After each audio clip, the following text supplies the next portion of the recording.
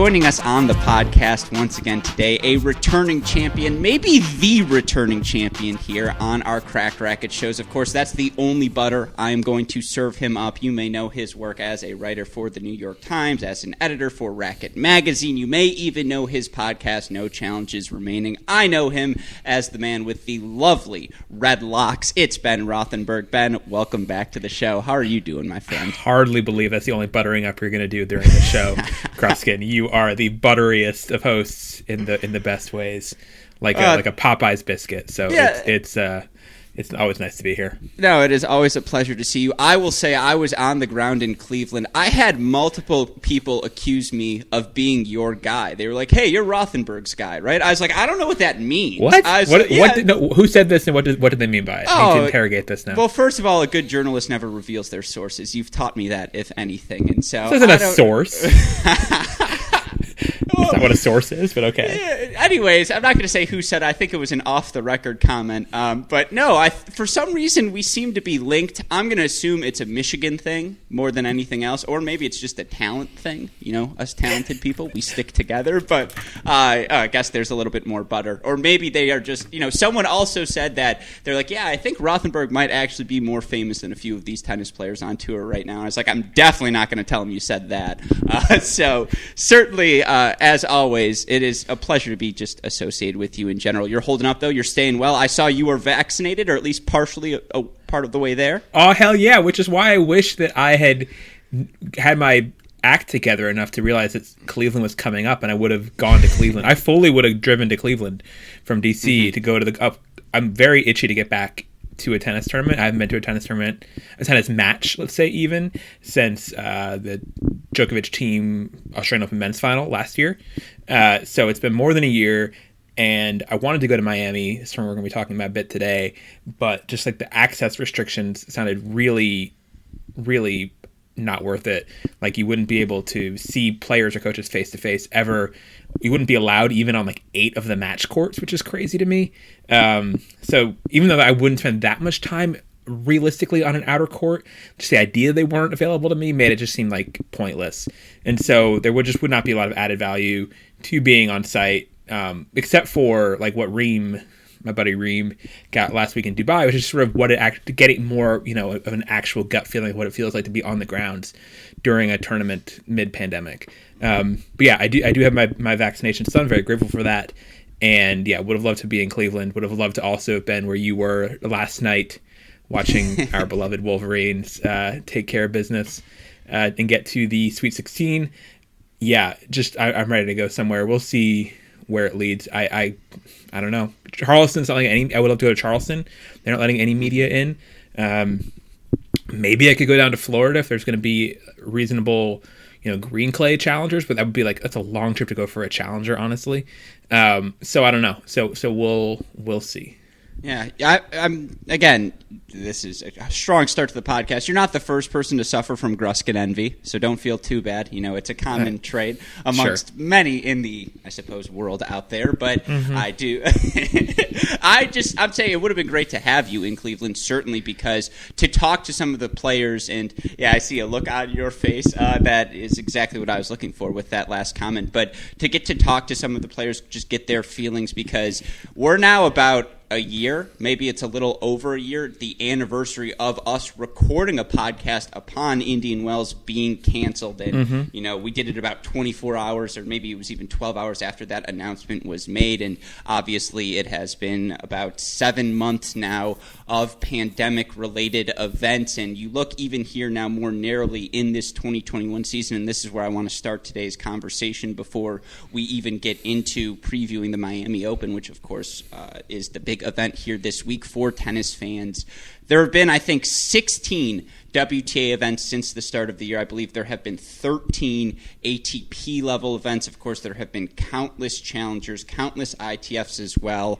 Now, you have been very open about the fact that you understand tennis is a business. We are here to play events. These people, these tournaments, they have a livelihood to make. They're going to go about and do that, even if it's not always in the healthiest manner possible.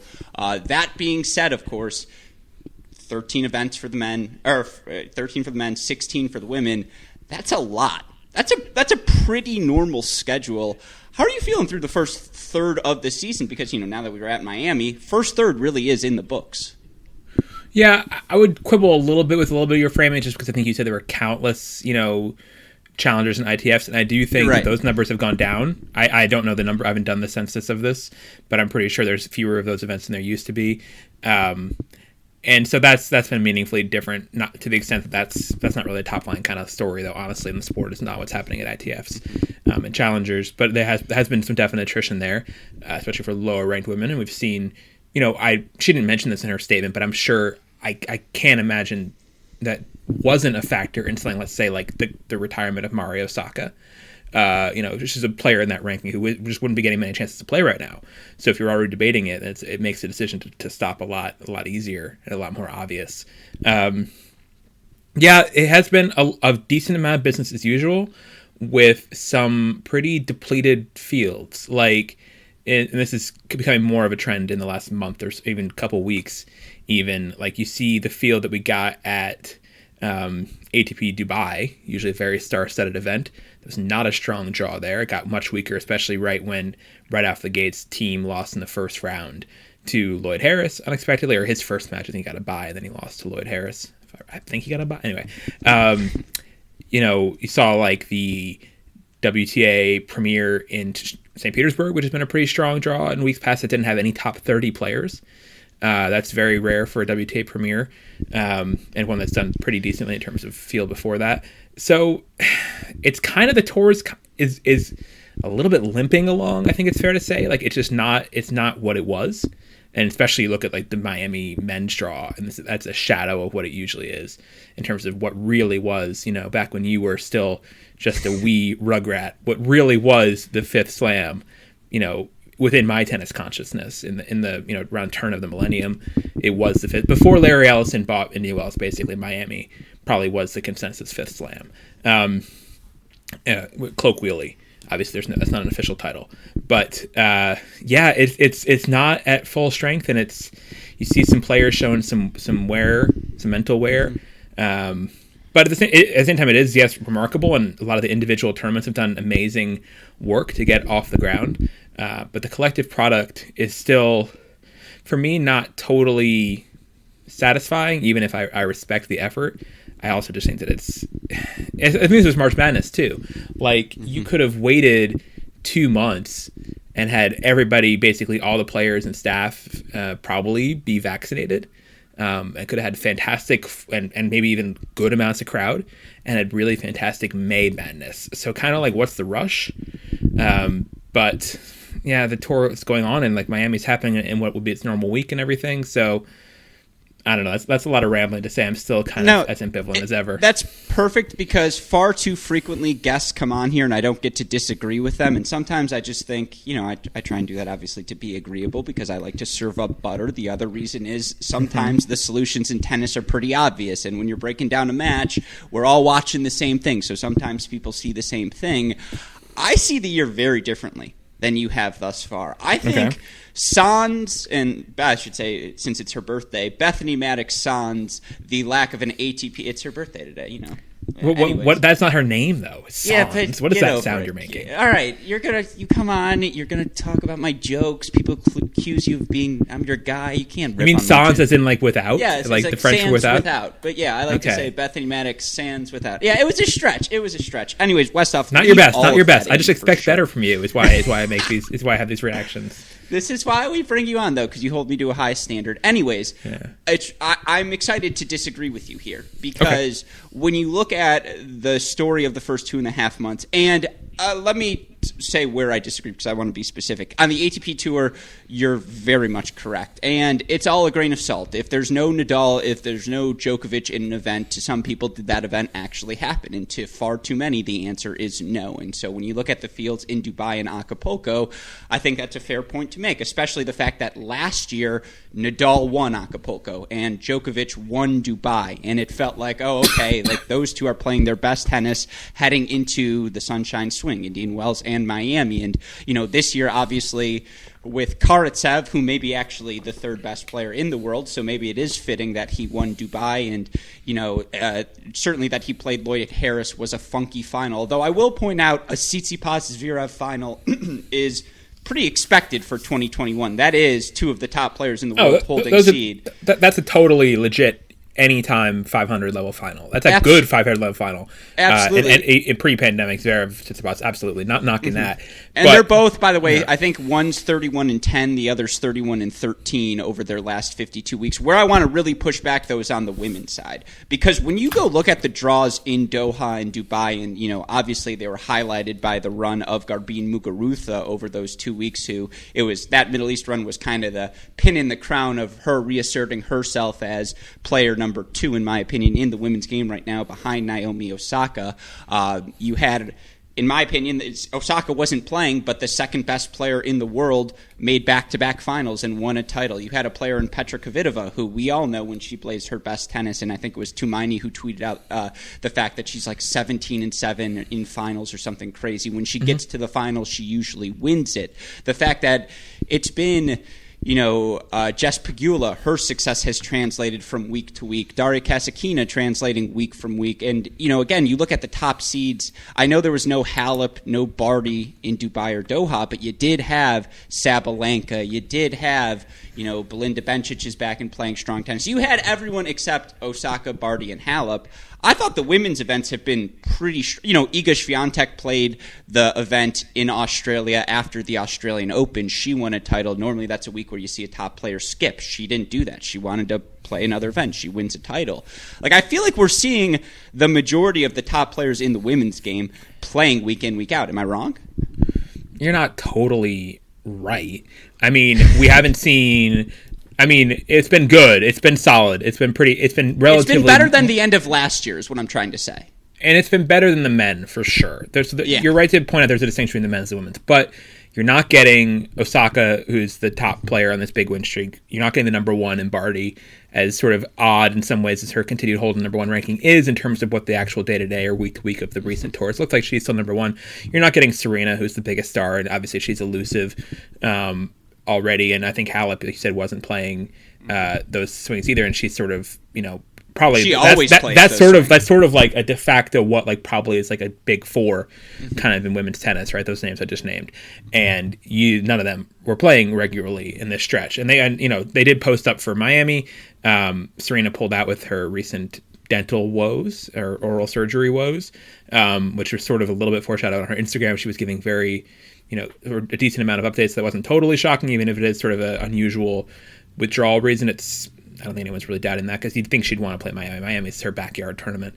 And even in her very selective scheduling days, I don't think she's ever missed in Miami, really. So, yeah, it hasn't. I really was mostly just pointing out the St. Petersburg thing for the women, because that was a notably weak draw in a tournament that's not usually weak. But it makes sense because things are shuffled, and would people want to play indoors in the cold of northwest Russia when the next week they're playing in the warm outdoor Miami? So it's just sort of casualties around, and I think you sort of see, but you also see different attitudes towards things. I think the women also, some of them, not all, but some I think Azarenka articulated this a little bit in her press today, or at least this is how I heard it, is that there's maybe a little bit more of a sense of loyalty to the brand, like they want to keep trucking on to keep the product being good. She sort of made that, and the men have not been showing any of that with Miami. Certainly, look at these big guys who've won millions of dollars in their career at Miami alone, being like, nope, at the first sign of difficulty. Yeah. No, it's a completely fair point. Now, I have 5 minutes on Veronika Kudermetova in me on how she has quietly been stellar her last 52 weeks, and she's right around that top 30, and I don't think she has a formal top 30 ranking, although I'm sure if you look at her last 52 weeks by the traditional standard of rankings, she would have jumped into the top 30 rankings. Anyways, that's just a bit problem for me on the margins of St. Petersburg, but you're absolutely correct. The fact that But we've seen the fact that it was Clara Tauson one week and Leylah Fernandez the next week in Monterrey, and then I think in St. Petersburg it was Kasatkina, her second title of the year. You're right. You're right. It's like it's attractive stories. Those are like all like Tauson, Fernandez. Those are like super up and comers, like very much whatever next gen would be in WTA. Although they don't really need that phrase because there's not. Because they win already. They actually win, now. Right? Yeah. It'd be like Iga Swiatek, you're next gen. It's like, I won a slam. What are you talking about? Exactly. And that's always been the difference, which is why the women don't really need that phrase and the men do to bolster the relevance of the other next people. gen is when you're 12 in women's tennis. Pretty much. Yeah. It's a different ball of wax because it's an ensemble cast in women's tennis and the depth and the relevance of players like a Kudermetova. Like if you're a women's tennis fan or certainly like a women's tennis pundit on any level, you need to know who someone like a Kudermetova is when you look at a draw and you look at a matchup, because players of her range can really be difference makers and can be relevant. That's not the case on the men's side. Like recently, obviously there's exceptions. This huge exception with Karatsev coming out of nowhere from complete competitive irrelevance a year ago to suddenly being a world beater. We haven't seen much like that at all. So with the exceptions, the men's is not like that. You pretty much can, when there is full attendance, be like, yep, big four until proven otherwise. Yeah, and no, all fair points. And actually, with that in mind, and I did not prepare you for this at all, so we are exactly where we want to be. I'm going to rapid fire through some of the biggest storylines from the results we've seen on court here from the first 2.5 months. I just kind of want to rapid fire through them because you bring up Karatsev. That's a fascinating point, and there will be someone who listens to this and says he was the wins leader on the Challenger Tour in 2020. He made 4 Challenger finals. He won 2 Challenger titles. He did it on clay and hard courts. Oh yeah, the person who would do that is me, by the way, listening to it. So I'll just get that rant out there for everyone. And that being said, he was 292 at the start of the 2020 season. Like for him to go from 292 to 27, I'm trying to think in my relevant history watching tennis, like what is a similar jump I can think of. And for me, I think of some college guys who have gone from the college ranks inside the top 125 in a snap, a guy like Steve Johnson, but even that's not the same. That's different. Like, no, it's different because like I knew who Karatsev was, which is I think I not say that to really like it's not a name drop. I knew him. Yeah. I knew him because I did back when you were still in diapers in 2016. I did, I think it was 2016. Yeah. I was junior year of college, a lot of diapers were worn. Yeah, absolutely. Racquet Rally, this fantasy tennis website I started with Jeff Sackman. And we did, which RIP, it was beautiful while it lasted. You and Jeff Sackman had a website? Oh, it's a whole. You should do a whole narrative podcast series about this. Yes. There's season 2 of Inside Out. We'll save that for another time. Yeah, But anyway, we did this. We had this amazing fantasy game called Racquet Rally that was wonderful, and it had you could basically buy shares of any of the top 300 players. So I became, during the off season before this, it was 2015 or 2016, I don't remember now, off the top of my head. But I became very familiar with everybody in the top 300s. Because Karatsev made his run in 2015. Trying to find photos of everybody. And we had this project called Operation Platypus, where during Australian Open qualifying, I went around and got photos of everybody who I didn't have good photos of, from finding various Flickr accounts and other stuff to get photos from. Really timestamping this Flickr accounts of which is where I first found like Jimmy 48. First discovered him there while I was finding photos of like Antonio Lautner that he had tons of, which was fantastic. Anyway, so I had taken photos of Karatsev during that tournament, during that Australian Open qualifying. So I was like aware of him then. I knew his name. I knew what he looked like. I knew kind of his ranking. But he was not relevant to the level of tennis coverage I do.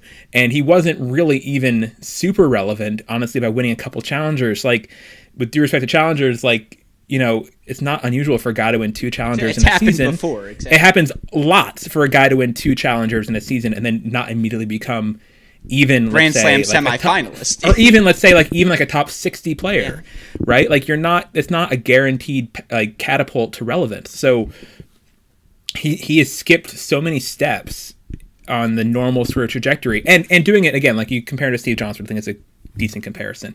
Steve Johnson, we knew was coming new on tour. Like, Karatsev, in my mind, to the extent I thought about him, which was not much, was like an established non-quantity, right? Like, he'd been pretty much parked, in the sort of 300 range. He wasn't regularly making it to slam qualies even. And so for him to go to that, from that level of irrelevance competitively at the top of the game to suddenly being unbeatable this quickly is wild. And I can't think of anything else really that compares whatsoever, from him really being a not top 200 level player to suddenly being, and Medvedev agreed today. I was talking to Medvedev, just trying to be like, do you understand what's going on with this guy? He said he's like a top 5 caliber player right now, and that's absolutely right by the results. So it's wild. I hope to get to sort of do deeper dive into him soon. Yeah. Because I don't feel like I understand it. I don't feel like in any of the sort of interviews that I've seen in Russian or English, there's been like a satisfactory kind of explanation for what's going on, because it kind of demands a big reason for this seismic shift. Yeah, it's a very interesting, I think, pretty unprecedented. Run. I'm trying to think of comparisons, and for me, the one I keep coming back to is the jump Stan Wawrinka made in that 2013 to 2019 range. And here's why. Because the jump from top 20 to Grand Slam champion is almost as absurd as what Karatsev has done. At the same time, it might not be. Like, Karatsev is 51-13 now since the start of 2020. He's lost twice this season. Those losses are to guys by the name of Djokovic and Thiem. You look at the numbers via Tennis Abstract, unfortunately not via Racquet Rally, which, again, we'll have to observe on another time. But he's holding 84.4% of the time right now. That would be good for 12th on the Tennis Abstract Stats leaderboard. He's, breaking serve, I believe, 33.1% of the time. For the record, prime Novak Djokovic was 34.2%. Prime Rafael Nadal was 33.7%. So he's essentially holding serve like prime Federer, breaking serve like Nadal and Djokovic. And again, context is key. A lot of those matches were at the challenger level in 2020, but wins over Sinner, Rublev, Evans, Sonego last week, like all in 3-set battles, and he just kept bouncing back. He's got this early 2000s, feels a little like Carlos Moya, just the way he's on top of that baseline and just taking balls early, and just the backhand so beautiful. It does feel a little early. It just works. And you're right. I can't think of a similar story. Like, Wawrinka is the only thing I can think of in that it was a guy who came from came from far outside his expectation, I suppose, boundaries to exceed those. Where you're right about Wawrinka is that in that era of men's tennis, there was such a big gap between the haves and have-nots, right? So that it really was magnified between where just the very small group of guys were winning the slams, the big four at that point, and everybody else, even if they were top 20, was not really a factor. I mean, and it's still a little bit the case that way. Like, I think, like, if, let's say, like, Fognini won the French Open, that would be a massive, massive upset in men's tennis these days, even if by rankings he'd be a totally normal WTA champion, and by resume he'd be a totally normal WTA champion. But yeah, it's so I understand that comparison. But obviously we knew so much more about Wawrinka and knew that he'd had big wins in tough matches and raw talent. We just hadn't seen Karatsev. I mean, like his ground strokes are wild, and level of number of winners he hits off the ground compared to his opponents are crazy. And so I'm curious, when I do hopefully get to do some digging into him, I want to talk to, I want to go find his challenger opponents and be like, was this guy hitting the ball like this back then? Was this someone who was just known as being a head case, who was super talented, or what? Because yes, the margins are small in tennis in a lot of ways, and when you go to something like the Cleveland Challenger, you can see those guys can obviously all hit the ball. They pretty much have the shots. There is a gap in quality between the ball striking of a Cleveland Challenger player and a top 30 ATP player for sure, but it's to an untrained eye it wouldn't look very much. And so there's a lot of little things, but to suddenly fix all the little things at once to get this big a jump is really pretty staggering. And so it just doesn't happen, it just doesn't happen like this. So I'm very interested to learn more and to hopefully get a better grasp of what's going on, because the game is great to watch. He's a fun player to watch. I like players who hit the winners and are aggressive, and it's really good tennis IQ, really smart point construction and stuff.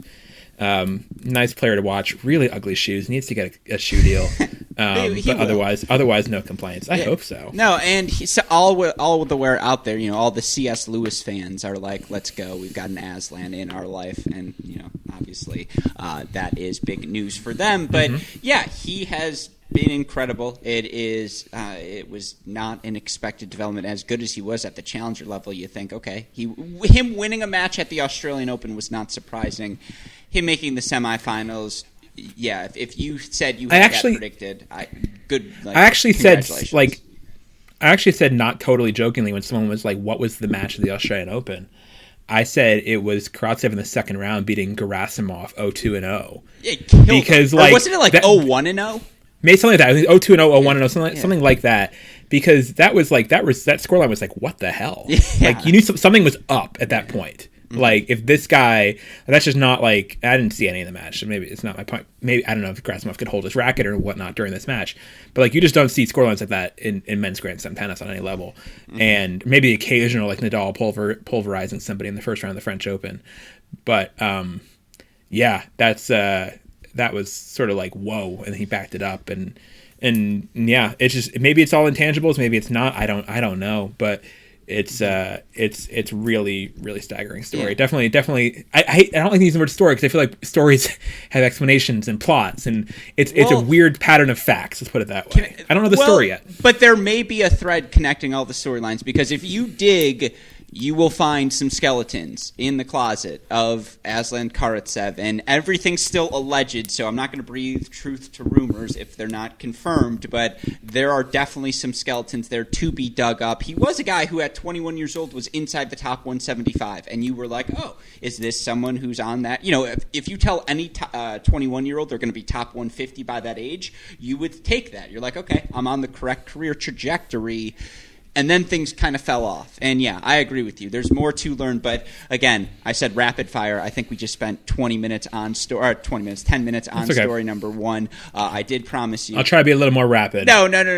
There's one more deep dive I want to do, and then I'm going to rapid fire through players. But I think the story of the WTA Tour thus far in 2021, the best player week in, week out, day in, day out, has not been Naomi Osaka, who's been the best player in a vacuum, but it's Garbine Muguruza, who her Middle East run was just, simply put, sensational, and it was the feather in the cap of what has really been a dominant, dare I say, resurgent past 15 months for Muguruza, and it all dates back to that 2020 Australian Open where she ended up making the final, played a fantastic match against Sonia Kennan, and just unfortunately wasn't able to get over the finish line, but was so good, I believe, in those semifinals. I want to say I think it was Halep she knocked out 6-5 in the semifinal, what was a fantastic match, and you look for her since the start of the 2020 season.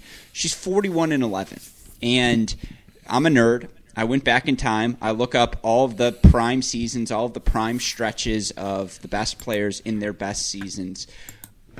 Typically the elite of the elite, the players who end up with 5, 6, 7, even 8 Grand Slam titles, they have at least one stretch of time where they win over 80% of their matches, and usually that number is 85% to 90% when you're talking about the Serena Williams or the Roger Federers of the world, when they really go on a run.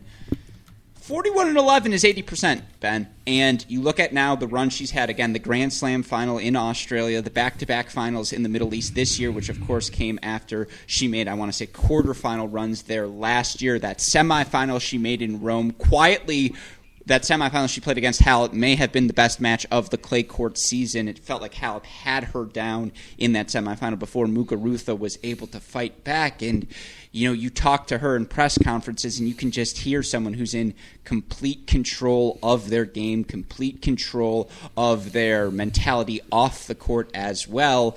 The craziest part, of course, is given the protections in the live rankings. She's currently only number 13 in the world, but I mean, I think she's going to win a Grand Slam this season. Am I crazy?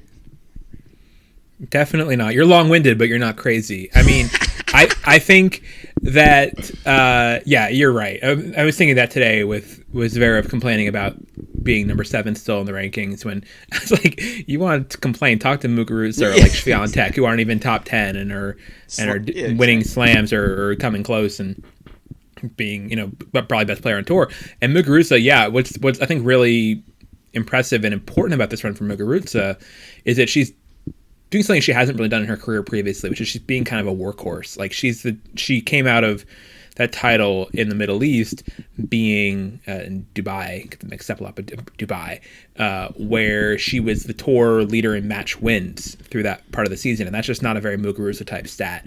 She's usually someone who's a lot more hot and cold, often playing only her best at the big tournaments. And so for her to back it up and really be a pretty steady week in, week out competitor, like her coach, Conchita Martinez, it's a little bit osmosis may be there. I think that's really important for her. And she absolutely should be in the mix. She can play on all surfaces. She can win the French. She's won Wimbledon before, won the French before, and U.S. Open's not been a bad tournament for her. Well, it's not been a great tournament for her, but she can play on hard courts. So no reason to think that she can't do well in New York either. Yeah, so totally in the mix for that. But you just never know. I mean, like there's so much depth in women's tennis. And there's also just so few players, and really I think it's really only Osaka at this point, and maybe a little bit of Serena, who really can sort of impose their will and just make you feel like they're totally in control of a match at a Grand Slam, right, when they're at their best. And maybe a little bit of Azarenka at points too. It's tough. It's tough. So nothing's guaranteed. She could not win a slam this year and still play pretty well. But she's absolutely one to watch and been exciting. Yeah, you're right about impressed. She's very, grounded and collected and clear-minded and clear-eyed about what she's doing, what she wants to do. So she's been very impressive in that sense as well. There are 3 players, and I won't be long-winded this time. There are 3 players via Tennis Abstract leaderboards who are top 10 in both serving and return win percentage. It's Ashley Barty, it's Petra Kvitova, and it's Garbine Muguruza. And honestly, those 3 players feel about right. And so, it's her combination of length, her combination of power, her combination of speed.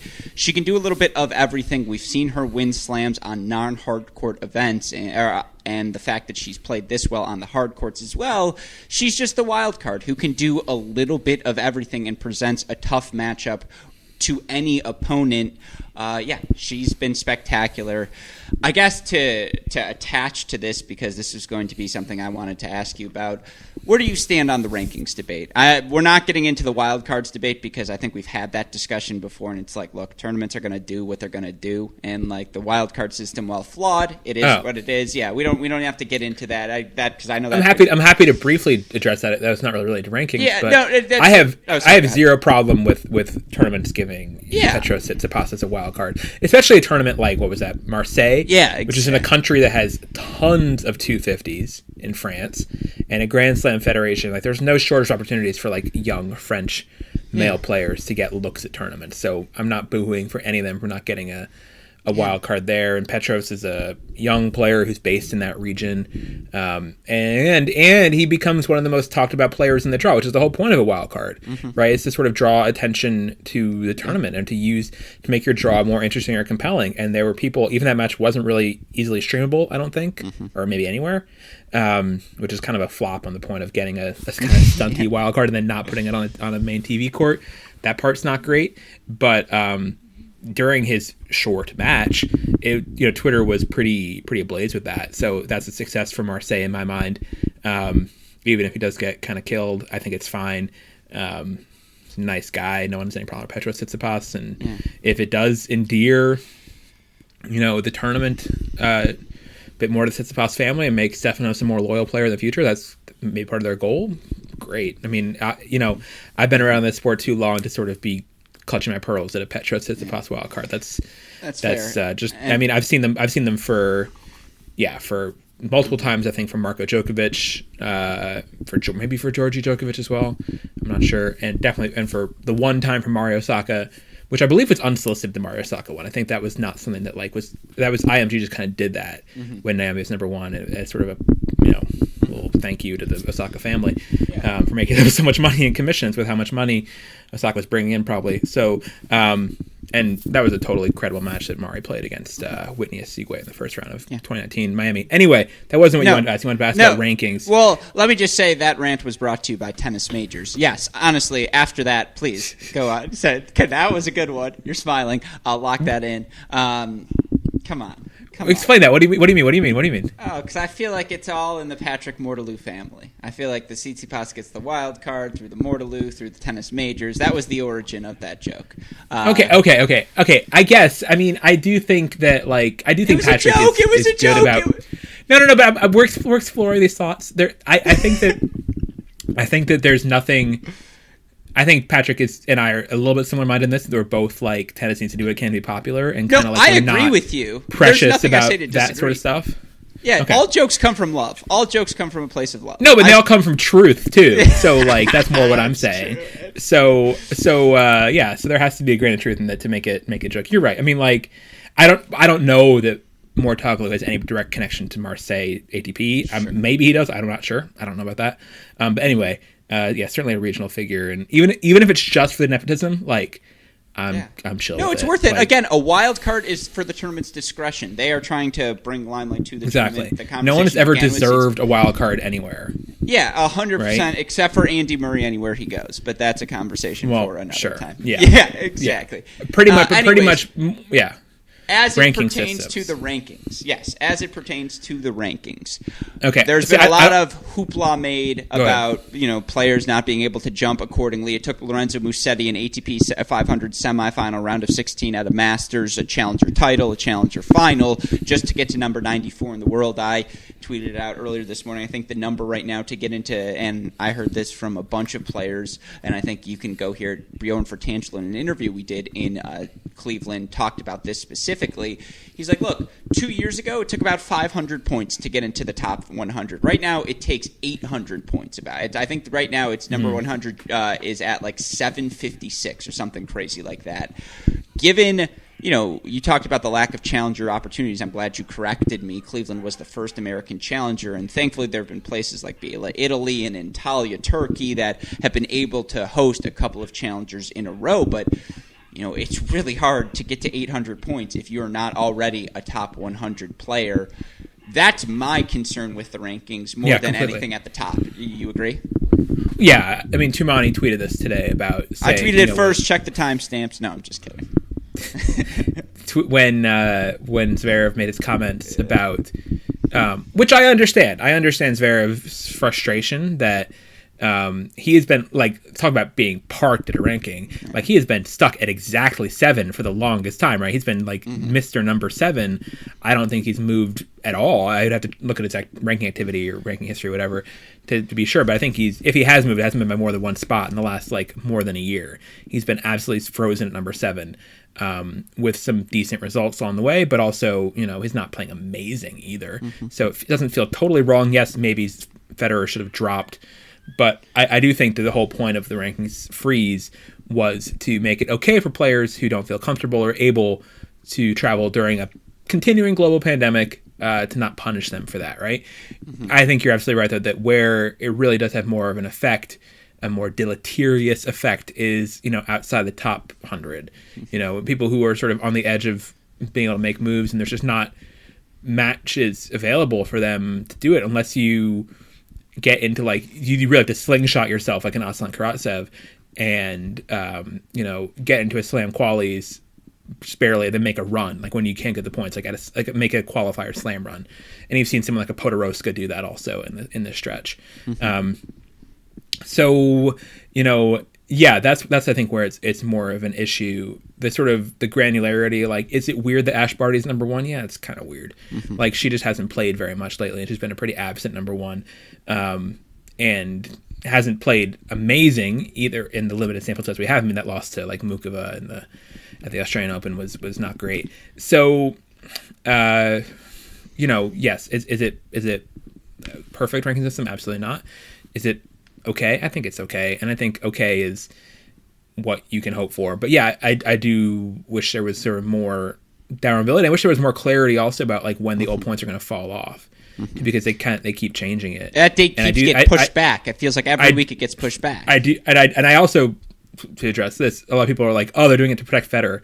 Federer doesn't care. Do you think Federer cares if he's a top 30 player or not? You think he's not going to get a wild card into anything he ever wants? He's going to get a wild card into whatever. And honestly, other top players probably should want Federer to stay seeded. Yeah. I don't think you want an unseeded Federer at Wimbledon. That'd be crazy. Yeah. I don't think Zverev would like to see unseeded Federer in their first round of Wimbledon. No.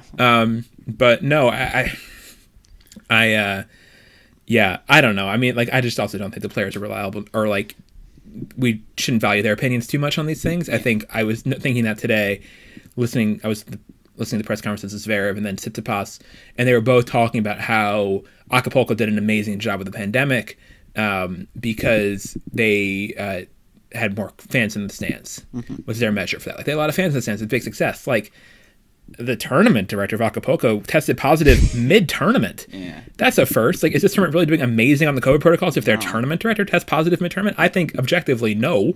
And gosh knows how many more people got it from him, because he talked about somebody who's going around, interacting with proverbially shaking hands. Exactly. Everybody sees this guy. And obviously a lot of dodgy mask wearing in the stands and in the sort of player team areas in the photo pit at the tournament. But,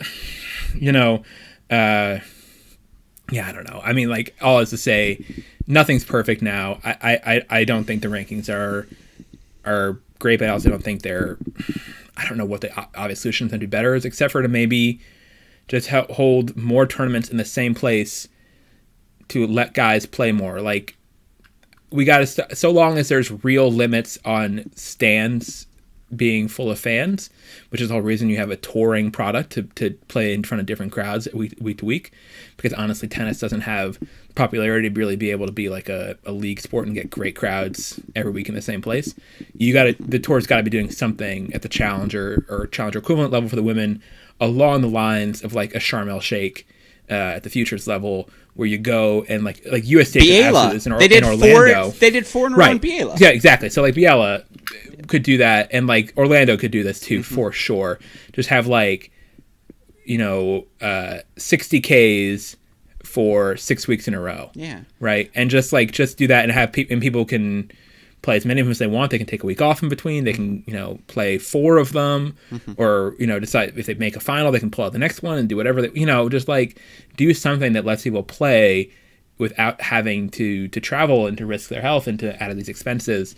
That's sort of not really what you're asking, but I think USTA should absolutely be setting up a Sharm el Sheikh deluxe of sorts at Orlando. They totally have the resources to do that, and why not? No, I very much agree with you, and I think that's about as good of a segue as we can get into Miami. I still have tons of players I want to ask you about how real they are. I suppose I'm going to weave those players into our Miami preview. That's a perfect way of doing it. See, we're solving puzzles as we go. We create the problems just to solve them later on, but we talk about the lack of play, or we talked about this earlier, the fields you see at some of these events. It's a complete contrast here in Miami, because outside of Serena, you have 19 of the top 20 women compete, or scheduled at least right now. And there still is the possibility for withdrawals. And of course, given the fact that they shut down Miami Beach the other night, that never bodes well for the tournament. But again, instituted a curfew, not shut it down, but there's a curfew in effect. That's never a good thing. But 19 of the top 20 women, meanwhile, 31 of the top 100 men pulled out. Now, again, each individual case is different, right? I think it is 31 of the top 100 from qualifying. Well, I'm just wondering why you would talk about how many pulled out instead of saying how many are left when you had this ample opportunity to say 69. Well, because I've grown up, Ben. That's just not nice behavior. Not nice. You're right. Okay, 69 of the top 100 men in the field, which is perfect.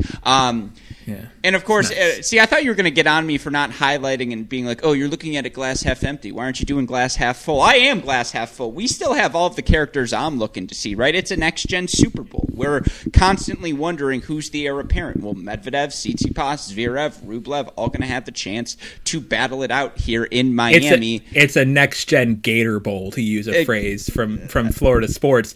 It's not the Miami. I mean, this is going to be a devalued title. Like, kind of the same way, honestly, the U.S. Open was a little bit for team with how that draw went. Like, you're just, it's an asteriskable to the extent that's a thing.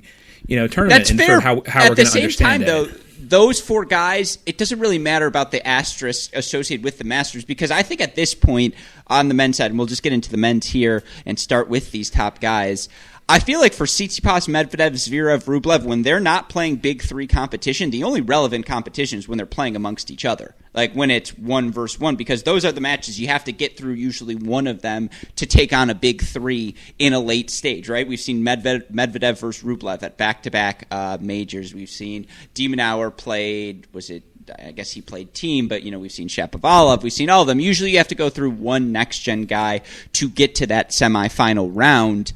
I feel like given that they're going to have that opportunity in Miami, that's the big takeaway on the men's side is like, again, let's see these next-geners do battle. I guess, but again, that's Gator Bowl. Sure. That's not Fifth Slam. Like it's just. I mean, I always love your enthusiasm for tennis. It is contagious, like many other things during a pandemic, but I can't pretend this is an amazing product. This, just on paper, it's gonna be tough to sell tickets for this tournament with these guys there, and they're offering for some big prices. So, why do you think it is, though? Why do you think we're down 31 of the top 100? Because each individual case is different, right? Nadal, it's resting up for the clay. Djokovic, it's I want some family time. Whatever. Team, it's injuries. But is there a larger theme? Is there a thread connecting them all, in your opinion? Absolutely, there's a thread connecting them in that the prize money went down significantly. 74%, I think. 70, whatever, 16, 80%, somewhere in that range. Yeah. It's significant prize money drops, which is a lot of the players, it's just off-putting for them to take that big a pay cut. And then it is no longer the twin tournament with Indian Wells that it always has been. And so now for a lot of players from overseas, you're talking about crossing an ocean to play one tournament. If I was a player, I would have absolutely played Acapulco this year and done the Acapulco Miami double. That makes too much sense. I'm surprised more top guys, honestly. I'm surprised the Acapulco field wasn't even stronger, because you should be seeing Acapulco as an Indian Wells replacement and just doing your schedule that way, I think, geographically. But you get those people not doing that, coming over just for one single elimination tournament. There's nothing else in the schedule. Houston's off the schedule. Maybe that would have changed a couple minds of those 31 players who pulled out. Unlike the women women have Charleston coming up next and a Charleston back-to-back, even if you want that. And then also the women also just get paid less overall, and they've had fewer tournaments to play, so they're in less position to be turning down decent paychecks than the men feel entitled to be doing or ready to be doing. I also just think that go ahead. If I can just jump in and throw in the updated numbers, so there is a 60 and there is a 70 number. You are correct. Total prize money in Miami this year, $6.69. I'm going to do that just for you, $1 million, which is a 65.65% drop compared to 2020. Now, the 2021 Miami Open champion will receive $300,000. The runner-up, $165,000. Those are drops of about 78% and 76% respectively. You also saw the first round loss is a pay cut, 44.92%, down to $10,000 of money. Is that really not enough of a carrot, particularly given, again, we're chasing points? We just spent 30 minutes talking about all of these players trying to chase points and how valuable a Masters 1000 level event is to their resume in the ATP rankings.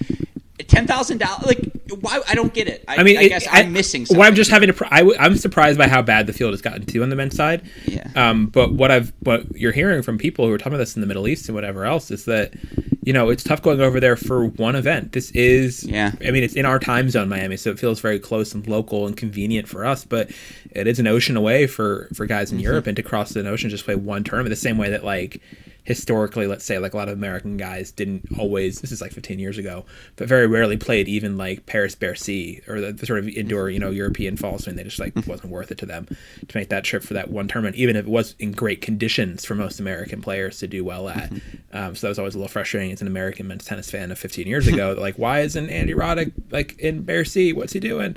So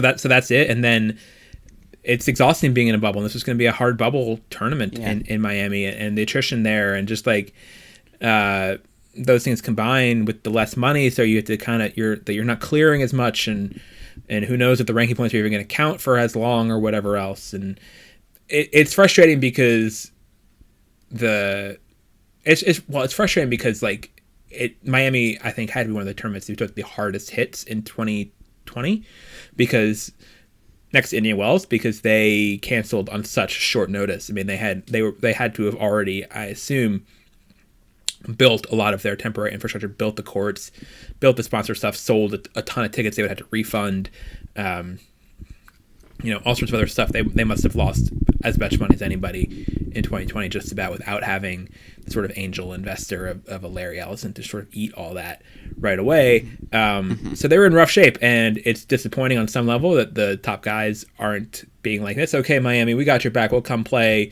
We don't mind if we lose a little money this time. They're all kind of, everyone's seeing it very granularly not that he's in this position because he's a new guy on tour and hasn't banked a ton of money, but like someone like Riley Opelka talking about like, how much money he's losing each week on tour, and other guys I'm sure are talking about that more privately too, and not sort of seeing the forest for the trees of like, and this is I was going to say this before, but Australia totally screwed up the whole thing in terms of calibrating expectations and pay. $100 million. Because Australia being willing to lose, they say like their opening estimate was like $80 million loss. But like something probably, I'm guessing it's going to be higher than that in the end, probably getting close to 100, if not over that. To pay players that much and give them so many freebies too, primes the pump in this way that the rest of the tour just can't match. And because most tournaments can't go around getting government subsidies and losing $100 million. So that just sort of really tipped the scales in a weird way off the bat. I heard anecdotes in Cleveland about the treatment players and people received in Australia, and a huge shout-out needs to go to Craig Tiley, who did spoil everyone, who legitimately, I was talking to a stringer who said, one of the days I was talking, he was like, I was texting with another stringer, and he said he had gotten an espresso machine in his room, and so I said, hey, can I get an espresso machine? And Tennis Australia sent him a brand new espresso machine for his time in his hotel room, and it's like anecdote after anecdote like that. See, Australia did spoil everyone. But like spoil in a way that's not really good either. Like spoil, like you don't want a bunch of spoiled kids running around. How does that raise our players and our people, and not to pick on the stringers so they can go whatever they want? But you're not wrong. But the expectations are like, I'm going to get an exercise bike and a weight set, and obviously that is different because they had the hard quarantine there, so it's a little bit different. But the getting $100,000 plus free meals plus charter flights plus all these things. If that's where you're setting the bar and then quietly losing, and who knows how like wrecked their business is going to be from this, Tennis Australia, how much government bailout they'll need. Like it just puts places like Miami, which are trying to do things on a more realistic level, in a tough spot, that it really burns them. And you see someone like John Isner, obviously publicly going, sort of complaining about this. Isner, somebody who skipped Australia. And made a calculation like, hey, it's not worth it to go there, but I'll pick up the money and the play elsewhere, and then with way less money than he probably banked on it being. Yeah, to your point, I had the chance to chat with all of these players in Cleveland, and it's not the same extent. Some of them were in Australia, some of them weren't, but, even at the challenger level, they were getting fed up with all of the various testing protocols, the fact that they are like, some places you have to get tested 4 times a week, sometimes you have to get tested once a week, some places they're not testing you, some places there are fans, some places there aren't fans, some countries you travel to you have to quarantine, some you don't, and, to your point, it really disincentivizes particularly someone in the top 50 who's like, you know what? Not playing Miami is not going to kill my livelihood. Not playing Miami is not going to kill my ranking. So why would I go for that, particularly if, like many of these top tennis players, you have been coddled for your entire life, and you're like, I do not want to be bothered, and if I am bothered, I'm certainly not going to play my best tennis, so no, I'm not going to end up doing it. All of these different things. I don't want to say I can understand it, because if I was a professional tennis player, I like to think I would play until my body gave out. This would be too gross. I would show you the bottom of my big toe right now. It is hideous, just covered in blood blisters, because I tried to play some tennis myself, and turns out when you're not playing tennis and you try and slide on a hard court, it's going to destroy your toe, which was worth it. But yeah, again, I guess I appreciate that answer, because for any of the fans who are wondering what the threat is it simply the fact that it's just a pandemic? No, it's never as simple as that. No, but I mean, also in terms of what you're saying, like playing until you drop dead or whatever, like that's obviously much easier said than done. Yeah, and absolutely. These are humans, and also like they're just making a decision. They're weighing the cost benefits of playing Miami, and if you have to fly long trip from Europe, or pretty much just talking about Europe, to Miami to go to a city with a bunch of COVID, not that they seem to really care about that part that much, and you haven't been vaccinated yet, and you're also bringing with you coach and or physio, which you usually bring to a Masters event, and having to pay for their rooms and stuff as well. And the prize money is down 67%. Like, you might not clear that much money. It might just be in your head or bothering you, and just say like, hey, I'll take a week off. I don't need to play Miami every year. And that's what a lot of the younger guys are saying too. They're sort of saying like, oh, well, the big guys, like they've been here, done that with Miami. They've all won Miami, like, except Nadal has not actually, but they don't need to be here that much. It's not that important for them to win a Masters. And for all of us, your Rublevs and your Tsitsipas's, particularly, they have not won Masters events yet. Rublev, surprisingly bad career record at Masters level, actually, like a losing record at Masters level, I believe, considering what a 500 GOAT he is. So, I don't begrudge any individual player for deciding to skip any tournament. They're all independent contractors, but overall, the sort of exodus does hurt the product and does hurt the men's game and does hurt the Miami Open for sure. Like, it was not a fun week, I'm sure, to be James Blake and feeling kind of unloved by your boys who aren't showing up for you. Again, the slight qualm I would have with that, it's always fun to be James Blake. Like, I can't imagine waking up being James Blake and being like, man, it's a bad day to be James Blake. Like, I feel like he is a man who's got to attack his every day with a lot of positivity.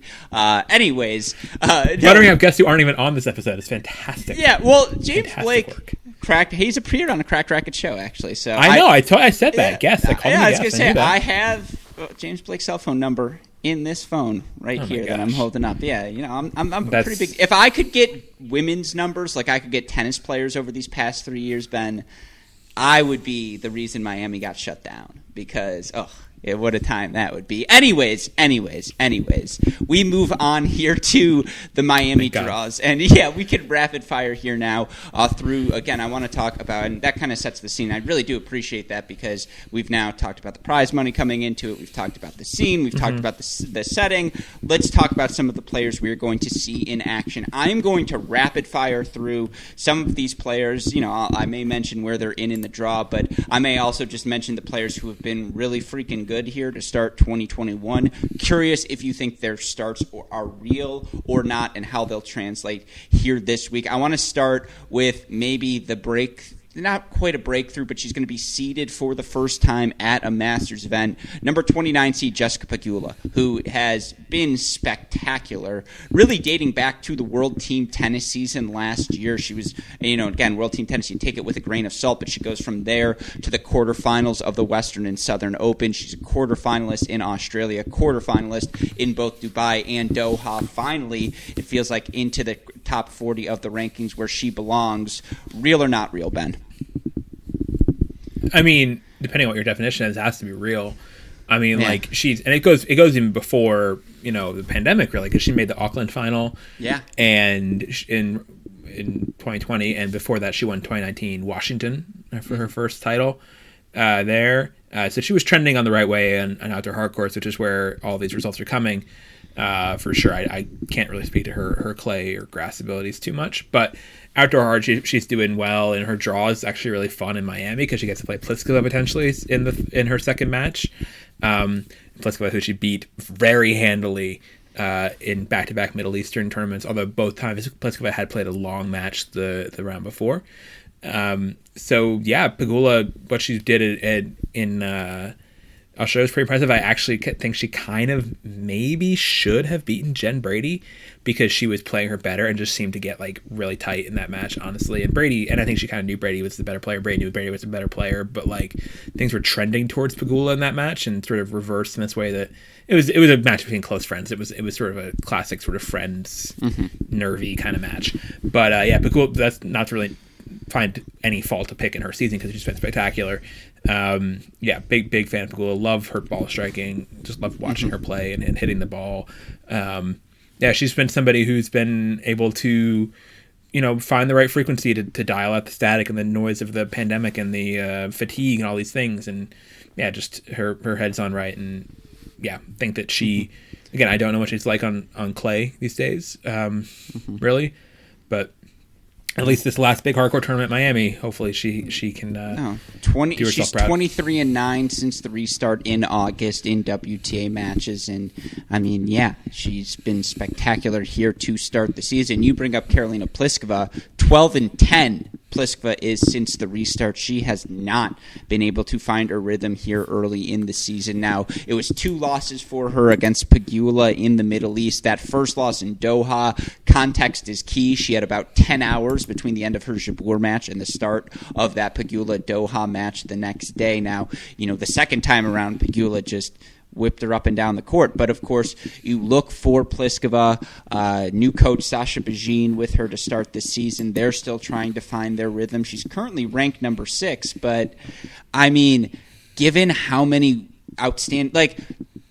she's the 6th seed, but who thinks Karolina Pliskova has been better than Aryna Sabalenka over these past 52 weeks? This is a section where the 2 top seeds in this little section of the draw, Pliskova and Bertens, are both players who, in sort of any reasonable power rankings of the tour, you would put behind Muguruza for sure, who's ranked below them, and probably behind Fiantech as well, who's also ranked below them, and maybe some more. I mean, there's some players who are just sort of in just not as good as their rankings in the top 10, but it's also not a huge problem. But I think Pliskova has not been playing well, has not been playing top 8 caliber tennis lately in terms of her results. They have a really good win over Jabeur in the Middle East, actually, but other than that, really not very solid. So, things will correct themselves with time, or these players will turn their results around. Excuse me. Yeah. But I'm going to go flip side here. I am expecting a good week from Pliskova. I actually think she's been really close, and I've just watched a lot of her matches because she seems to always play Pegula, and I have WTA press access, so I'm like, might as well watch the matches since I'm going to get to go to those press conferences.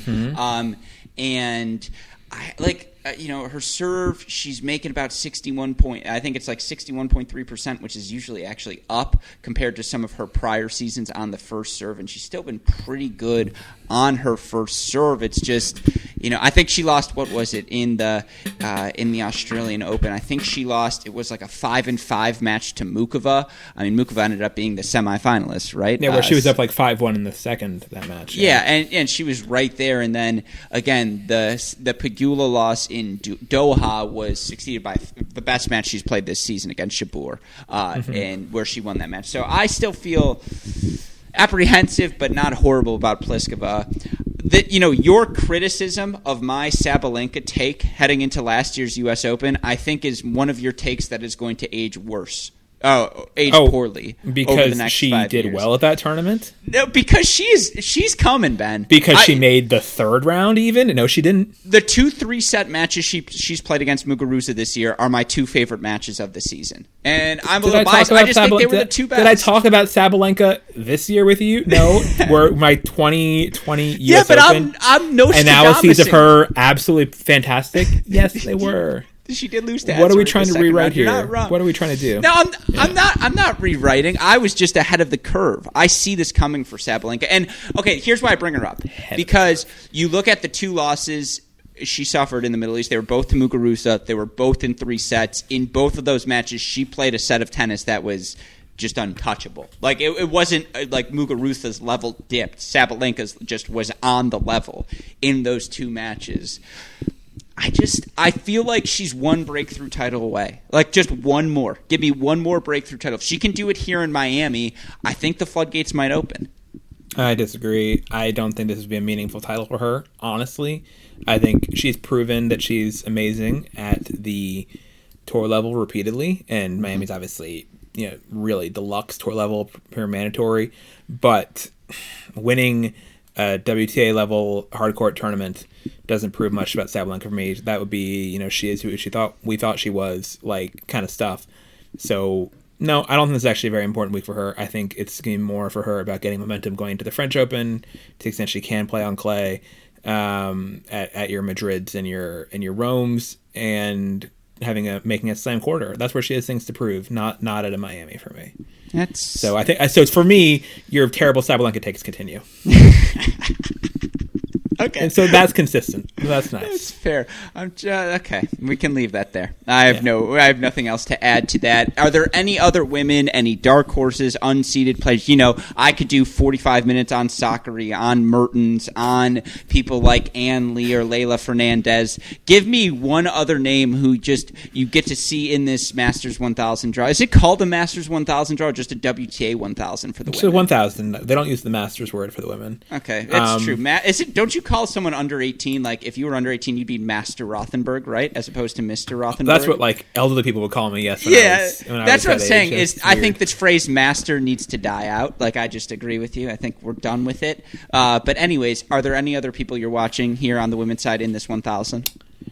There's some interesting parts of this draw for sure. I really actually in the Sabalenka little section, it's fun. All 6 of those players are a lot of fun because Sabalenka and Kudermetova are the seeds, and then Mladenovic, Collins, Perankova, Kostyuk. Perankova qualified with considerable ease. Would be curious to see what she can do actually in the first match against Sabalenka if she gets there after her great U.S. Open run in potentially maybe similar conditions. Although U.S. Open played very fast. I don't know if Miami's going to be that fast this year. Or at least the U.S. Open was fast on the outers, if not in the inside courts in the end. Kritjakova against Fiantech is a good second round. 2 players who are playing well. I like watching Kritjakova. Very good serving energy, sort of efficient player, and sort of almost like a Davenport type school. Not quite the ball striker of a Davenport, but she's someone who plays really well without moving around too much or making it look like she's working that hard. A very fluid player in that way, which I like. I'm always intrigued to see Andreescu. We just seen so little of her lately, and if she hasn't played more, so a possible Andreescu Muguruza 4th round would be very tantalizing. Interested to see if Kenin can get some mojo back after rough Australia for her.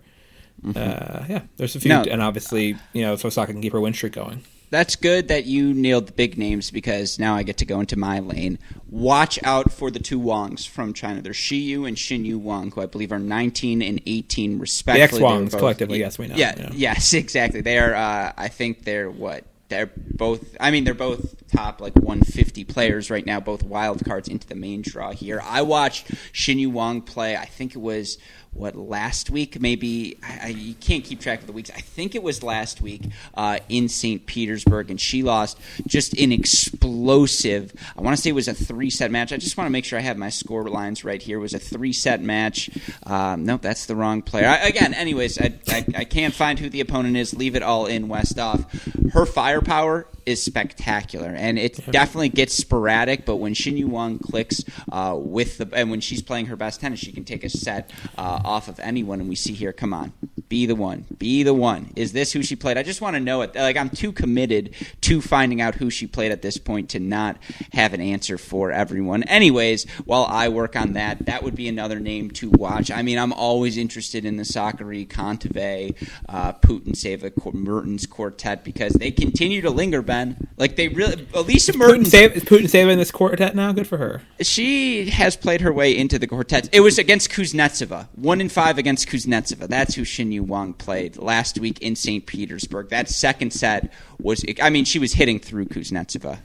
So Putintseva could play Osaka in the third round. That's a fun one. That's sort of a grudge match because she beat her twice last time there was a grass season. And she does things that just make Osaka, I feel uncomfortable. Yeah. So that's actually a fun match for some of us. I'm sure Osaka will dread that potentially. Lefty and righty are great, and I think that both have a lot. You call them lefty and righty. That's what people call them. The ex-Wangs. You didn't. Come on. No, you're all insider and cool, but lefty and righty is an established thing. That's what IMG manages both of them, and it's hard. Their names are only one letter apart. Yeah. So Jinyu is righty and Ziyu is lefty. And so lefty and righty, you can just call them that without using the rest of their names. I try not to swear anymore on these, but that's funny. It's good. It's good stuff. So righty plays Muguruza in the second round. And yeah, I saw a lefty absolutely destroy Monica Puig at Miami in 2019. I remember that I was at that match. Puig, I think she plays Ostapenko round one. Yeah, she plays Ostapenko and could get Risk, which is not a bad draw. Risk has not been super solid lately. So those are talented players to watch for sure. It's been a really bad swing for stretch for Chinese women's tennis. The Chinese women have been doing really bad. So they could use some mojo here. No, I think they're both definitely dangerous. And again, I assume we both think it's Osaka's to lose. That until someone can beat Naomi Osaka on a hard court, we need to see it happen. She's the favorite, but I mean, her draw's not great. I mean, this draw she's got lined up, Tomljanovic, Putintseva, Mertens, and then maybe a Pliskova or a Sakari, and then maybe a Andreescu or Kennan or Brady. Muguruza in the semis. That's not an easy draw. So, I mean, she's kind of the player to beat for sure until proven otherwise. But and she's number one on the line, which might really motivate her if she wins the tournament. And Barty doesn't make the final, she gets the number one. And there's maybe a couple other configurations in there as well. Nothing would make me happier than Ashley Barty just slapping people in the face metaphorically by making the final, being like, "Oh, you thought I didn't deserve this? Watch this." I'm happy to see, as much as I again respect everybody's right to go stay home and be safe during the pandemic. I'm glad that Barty's putting herself on the line here again and playing more tennis. And I wish. I kind of wish that her compatriot Nick Kyrgios had done the same in Miami. No, very much so. Especially given who is not in the draw in Miami. It's a very low percentage chance, and Racquet Rally would have. He would have been absolutely in the mix. Yeah, but he would have been in the mix 100%. And with that in mind, that's a perfect segue. Our final topic, I swear. Let's talk just briefly about the men's draw. We talked about the battles at the top. Medvedev, Zverev, Tsitsipas, Rublev clearly entered this event in the best form of everyone not named Aslan Karatsev in the draw, of course. Given Karatsev now up to number 27 in the world, I believe he's seeded here this week in the field. And in fact, you look for Karatsev. He is, in fact, number 17 seed. He's going to face the winner of Jack Draper and Mikhail Kukushkin. Round one, of course, I mentioned your top four seeds, those four next-geners, or I don't know if we even consider them next-gen at this point, but they are the headlines. Of course, you've got a bunch of other interesting players in the field. Is this the time Ugo Humbert makes the run? He's played a lot of good tennis of late. Can he make a quarterfinal, a semifinal? What to do with all of the Americans in the draw? Do we like Fritz, Opelka, Tiafoe as much as we like Korda still? I don't know if that's the general feeling out there. There's a lot of Korda love going around in American men's tennis circles. Ben, what are the things you're going to be watching most closely from this men's Masters 1000? I agree. I like Korda a lot. His upside's big. He's improving fast. I mean, he's a good sort of good pick. Well, his draw is not amazing because he's in the Fanini who gets Alba because he's got Albot first, right? He's got Radu. Yeah. Albot first, which is fine, but then Fanini and then Karatsev is a tough little section there to make the possible fourth round. So maybe not the best time for him to make a dream run. At least not unfolding for him already, and obviously in the draw for Sebi Korda. Are you on the Musetti bandwagon? Because there's a. I am. Listeners, no. So this. This is why I ask, because listeners of this podcast should know through and through from the get-go. You have been the ultimate Sinner stan. You started the Sinner bandwagon. Team Redheads, we stick together. We could check the tape. You did Tears 2019, Lexington victory. Ben Rothenberg afterwards sees him at a 250 and goes, Yannick Sinner's in my tier. So we have the video 250. evidence. I didn't see him at 250. Well, I think it was. Wasn't it? I saw him beat Monfils, right? My origin story. Wasn't it the Monfils? Well, I thought he won Lexington, and then at the end of 2019, he beat Monfils at one of those indoor 250s and did a couple of different things. No, I was earlier than that. He got a wild card into actually beating Musetti in a wild card playoff for a Rome wild card. Beat Musetti in the final in 2019, and then he beat Steve Johnson in a 3-setter in the first round on Campo Centrale in Rome, and that's where I first fell for him. He looked like the Sin Man, a young Jodie Foster, and he hit the ball like crazy, and I was immediately smitten with his game and thinking the world for him. He wound up losing second round of that tournament to Tsitsipas, who he beat a year later in Rome, actually. And then I saw him more up close in the consensus best match of 2019, which was the first round Wimbledon qualifying against Alex Bolt. Bolt Sinner, absolutely match of the year, easily. A grass match can't be match the of best decade. match, in my opinion, but that's a qualm for another time. That's loud wrong right there. I'm gonna move past that for your sake. No, that was spectacular. Yeah, then he wins Lexington, beating Bolt again in the final, and then he does some stuff and wins next gen. Yeah, this was his big sort of breakthrough. At the end of that year in Milan, and wins it convincingly too, like destroying people in that. So tournament. You're saying though you're feeling that Musetti magic. You've been on the bandwagon since the get go. Yeah, no, I saw Musetti. I guess actually was it 2 Australian Opens ago? He won it. He won it 2 in a row. 2 ago, he beat Emilio Nava, 2019. Okay, so right. 2019. Okay, I'm trying to get the order right. So was it 2019 and then Korda was 2020? I think Korda was 18. And Musetti, Korda 18, Musetti 19. Okay, yeah, I remember both of them winning. I wrote a story about both of them winning. Actually, I wrote about Emilio Nava, who lost to Musetti in a great fantastic final. Third set tie. That one was maybe the best match of the junior year. Yeah, best match of the junior year, very possibly that Musetti Nava. Nava kicking around in qualies in Miami. Hopefully he can. He's good. Get some momentum. Good to see him in the mix. I'm big enjoyer of his. He was a really fun interview in Australia. But Musetti, so Musetti was on my radar. Obviously, he was already like junior number 1, so it's not like impressively early on Musetti, really. But I watched that boys final in Australia and was pretty shocked by him there. And he's been somebody who has pulled off the big enough results to actually move up through this really glacially frozen ranking system to break top 100, which is not easy to do. Yeah. And you really got to overachieve to do that. So I like his draw for sure. This is actually a great draw for him. Mo, Pair, Garin. Or maybe Cilic. It's a very nice draw. The question is, how are his legs? The question is, how are his legs? How do they hold up? Because 3 top 10 wins last week, or not top 10, sorry, Dimitrov's not top 10 anymore, but the 3 wins he had over Dimitrov, over Schwartzman, and there's one more. Oh, and then 7-6 in the third over Tiafoe. That was the third one last week. That was really impressive.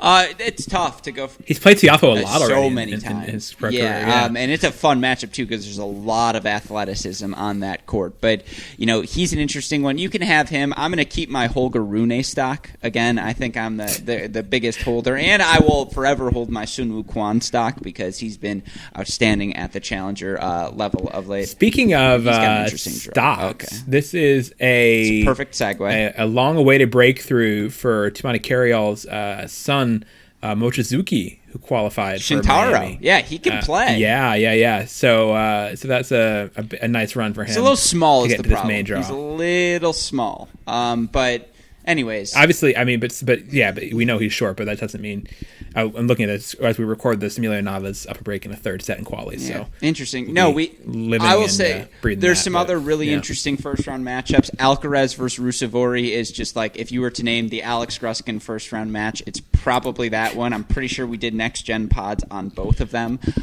So that's a fun one. And I'm telling you, I feel about Ruusuvuori right now the way I felt about Rublev in 2017. I freaking love Emil Ruusuvuori's game. And I don't say that lightly because the ball explodes off of his racket the way it did a young Rublev. All I'm just saying is he doesn't move quite as... just like when Andrei Rublev is running around the court, you just feel like there's angst in his in just everything he does. You feel like someone literally has a fire lit under his ass the entire time. They're like, just everything he does is so aggressive and there's so much energy put into each thing. So frenetic, I guess is the word I'm looking for. Ruusuvuori is not that. It's much smoother, but the power's the same. And I'm just saying, just keep an eye on it because he's very, very good. But I guess beyond that, again, home stretch here. And I love the Sarasota Open shirt you're rocking here on today's podcast. Oh, yeah, of course. It's good for Florida tennis and challenger discussion. Great. This is a shirt that our buddy Mike Cation sent me from the famous Tiafoe Kruger, of course, incident. It can't be that good. Tournament. Yeah, and it says it can't be that good on it. I had to when I saw those shirts. I had to get one. Wait, it's phenomenal. Are they? I missed out on that. See, how good is that? How good is that shirt? How good is that? That might be the most valuable shirt in all of tennis. I mean, that and a Racket Rally shirt, and I'd be perfect. Like, that is the deep cut. But no, I guess with that in mind, again, it's a wide open men's field. We haven't talked about a guy like Roberto Bautista Agut, who's been stellar of late. Obviously, the Sin Man's in action, FAA in action. Really fun if you're a college tennis fan. You get Stevie Johnson versus Yannick Hanfmann, round 1. Those are 2 former USC Trojans. And for Stevie Johnson, if anything's going to wake him up, it's a match against his former college freshman when he was a senior. So, if that's something you're monitoring, Marcos Giron versus Tommy Paul, going to play Taylor Fritz in round 2, or the winner of that Paul Giron match. So those are all interesting. But just your final thoughts on all things Miami men. I think you've said a lot of things. That's what I do. Do I have a final thought here? Do you have a final? You want to give me your potential? You want to make some predictions that no one is still listening to at this point? I'm gonna pass on that opportunity, but thank you for it. That's good. I'm intrigued actually by this early rounds. I'm intrigued to see if, like, in this open draw, like, if it is what we think it's going to be, like, oh, young guy coming through, or if it's something more along the lines of, like, RBA. Raonic finally winning his first Masters, or an RBA winning his first Masters, sure, or Isner getting a second Miami Open title. He has no form lately, so he's not really a good pick necessarily. Or something, but someone in that line, or like Goffin, like, or Dimitrov. Like, there's other people. It's not just about, the young kids aren't so amazing that they're automatically getting written into and it's really not so consistent either. They're getting written into the last rounds, maybe with the exception of Rublev, who's been very, very solid lately. Mm-hmm. But yeah, there's a lot of different opportunities and ways this can go to get this Miami final title, which will be not the most glittering Miami title there, but still it's a solid field. It's a sort of like a really souped up 500. Yeah, no, it's crazy. And it's crazy to think the last Miami Open was 2019. I remember exactly where I was. I was at Dalton Thieneman, our Cracked Racquets CEO's bachelor party in Vegas. And I remember someone was trying to convince me Isner was an underdog. They were like, shouldn't we bet on Isner to win this major, like this Masters event? Like, don't you think he can do it? And I was like, no, like, come on, there's no way John Isner is winning Miami. And, now we're 2 years later. And it's obviously great to just have this Masters. Because it's the second year at the Hard Rock Stadium, right? Well, Isner won in 2018, though. If that's the story you're trying to tell. Over Zverev? Yeah. And then 2019, Federer beat Isner in the final. That's what it was. Sorry, it was Isner to beat Federer, not Zverev. Excuse me. It was Isner to beat Federer, and I was like, no. I was like, it's not going to happen. I was like, I'm sorry. Like, it's not happening again. And anyways, the point being, now 2 years later, they're back in Hard Rock Stadium without many fans. It's 20% capacity, right? And it's only one stadium, and it's all funky, and it's going to be an interesting event. And so, of course, I am sure, Ben, you are going to be talking about it, going to be writing about it for all of our listeners who, for some reason, may not know where to find all of your work. Where can they? I don't know. We'll see what gets written about it. I don't know what kind of looks I'll get. Would like to write some stuff about it for sure. But yeah, I guess I'm sure people have decided by this point whether or not they want to follow me on Twitter. So I don't feel like I need to plug that or not. Clearly, people, in Cleveland, it's all the talk. So, so clearly, there's, Well, then, with that in mind, Ben, again, yes, everyone knows where to find your work, and I promised you 45 minutes. We're under an hour and a half, which I feel like is a victory. I feel like that's a victory for us. But so, of course, Ben, thank you, as always, for taking the time to chat. Stay safe, stay healthy. Congrats on the vaccine, and hopefully I'll get the chance to see you in person soon. Have you gotten how's your vax status? I am young, healthy, and unessential. There is no way I'm getting vaccinated until it becomes publicly available, which, thankfully, in Michigan is next month. Yeah, I was going to say, you're not too far off. You're going to get there. Yeah. I'm 2-week deadline, but hopefully our paths will, again, intertwine soon. Always a pleasure to have you on the show.